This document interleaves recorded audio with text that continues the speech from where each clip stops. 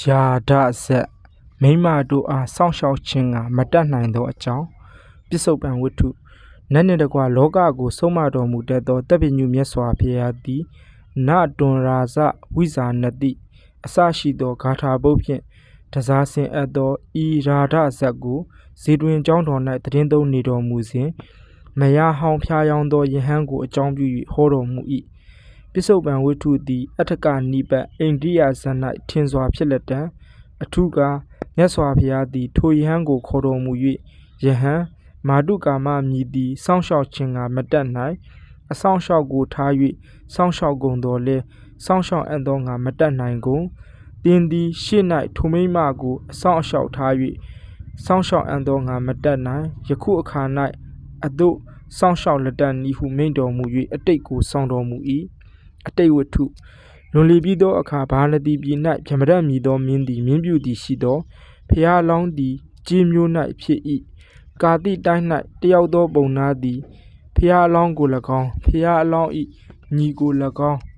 သားအရာ၌ထား၍မွေးမြူ၏ထိုနှစ်ကောင်သောကြေးတို့တွင်ဖျားအလောင်းအားပောထပါဒဟူသောအမည်သည်ဖြစ်၏ညီငယ်အားရာဒဟူသောအမည်သည်ဖြစ်၏ထိုပုံနာ၏မယားသည်ကလွန်ကျူးသောအကျင့်ရှိ၏သီလမရှိထိုပုံနာသည်ကုံသွယ်အပ်သောငါသွားသည်ရှိသောနှစ်ကောင်ကုန်သောကြေးသားညီနောင်တို့ကိုအမောင်တို့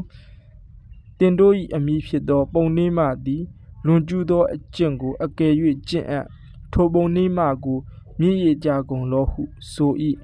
ဖျားအလောင်းသည်ဖခင်ကောင်းပြီးမြင့်ခြင်းငါတတ်နိုင်သည်ရှိသောမြင့်ကုန်အပ်မတတ်နိုင်သည်ရှိသောစိတ်နေကုန်သည်ဖြစ်ကုန်အပ်ဟုဆို၏ဤသို့ပုံနာသည်ပုံနှင်းမကိုကြေးသားတို့အားအနှင်း၍ကုံသွယ်အပ်သောငါသွား၏ထိုပုံနာ၏သွားသောနေ့မှစ၍လွန်ကျူးသောအကျင့်ကိုကျင့်အပ်သောငါအားထုတ်၏ဝင်ကုန်သောသူတို့ကို၎င်းထွက်ကုန်သောသူတို့၏၎င်းအဆုံးသည်မရှိထိုပုံနှင်းမ၏အမူအရာကိုမြင်၍ရာဒသည်ဖျားအလောင်းကိုအကိုကြီးငါတို့၏အဖသည်တင်တို့၏အမိသည်လွန်ကျူးသောအကျင့်ကိုအကယ်၍ကျင့်အပ်တားမြစ်ရစ်လောဟုဆို၍သွား၏ယခုပုံနှင်းမသည်လွန်ကျူးသောအကျင့်ကိုကျင့်၏ထိုပုံနှင်းမကိုမြင့်ကုန်အပ်ဟုဆို၏ဖျားအလောင်းသည်ညီတွေတင်သည်မလိမ္မာသည့်အဖြစ်ကြောင့်မိုက်သည်အဖြစ်ဖြင့်သာလျှင်ဆို၏မာတုကာမမည်သည်ကိုချီ၍ရွက်၍သွားကုန်သောသူတို့သည်လည်းစောင့်ရှောက်အံ့သောငါမတတ်နိုင်အကျင့်အမှုကိုပြုအံ့သောငါမတတ်နိုင်ထိုအမှုကိုပြုခြင်းသည်မသင့်ဟုဆိုလို၍နတွန်ရာဒဝိဇာနာတိအဋ္ဌရတ္တိအနာဂတေအဗျယတံဝိလာပတိဝိရတ္တိ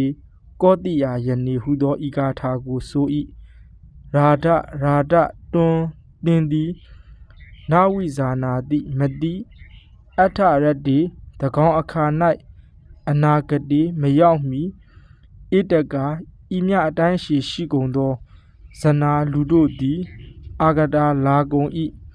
ကောတိယယနေကောတိယအနွယ်ဖြစ်သောပုံနှင်းမသည်ဝိရတ္တိဝိရတ္တာလင်ပုံနား၌တက်ချင်းကင်း၏တွန်သင်သည်အဗျာယတံမလိမ္မာသောစကားကိုဝိလာပတိပြောဆို၏ဤသို့ပြပြီး၍ကပုံနှင်းမနှင့်တကွရာဂအားစကားဆိုခြင်းငါခွင့်မပေးထိုပုံနှင်းမသည်လည်းအကျဉ်းများလောက်ပုံနာ၏မလာခြင်းသည်ရှိ၏ထိုများလောက်အလိုရှိတိုင်းကျင့်၏ပုံနာသည်လာလိုက်၍ပောထပါဒကိုအမောင်တင်၏အမိသည်ဤသို့သဘောရှိသည်နည်းဟုအသို့သဘောရှိသည်နည်းဟုမေး၏ဖျားအလောင်းသည်ပုံနာအားအလုံးစုံကိုအဟုတ်အမှန်အားဖြင့်ဆို၍ဖခင်တင့်အားဤသို့သဘောရှိသောသီလမရှိသောပုံနှင်းမှဖြင့်အဘယ်ပြုအပ်နည်းဟုဆို၍ဖခင်ငါတို့သည်အမိ၏အပြစ်ကိုဆိုသောကာလမှစ၍ဤအိမ်၌နေခြင်းငှာမသင့်ဟုဆို၍ပုံနာ၏ခြေတို့ကိုရှင်းခိုး၍ရာဒနှင့်တကွပြန်၍တောသို့သွား၏မြတ်စွာဘုရားသည်ဤဓမ္မဒေသနာကိုဆောင်တော်မူ၍လေးပါးကုန်သောသစ္စာတို့ကိုပြတော်မူ၍သစ္စာကိုပြတော်မူသည့်အဆုံး၌ညီးငွေ့သောယဟန်သည်သောတာပတ္တိဖို့၌တည်၏ဇက်ပေါင်းယခုအခါထိုနှစ်ယောက်ကုန်သောလင်မယားတို့သည်ထိုအခါ ပုံနာသည်၎င်းပုံနေမှသည်၎င်းဖြစ်ဖူးကုန်ပြီယခုအခါအာနန္ဒာသည်ထိုအခါရာထဖြစ်ဖူးပြီယခုအခါငါဖျားသည်လင်ထိုအခါ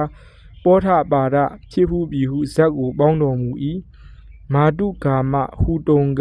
စောင့်ရခဲရင်ပေငါးခုတို့၏ပြေကြောင်းဖြစ်သော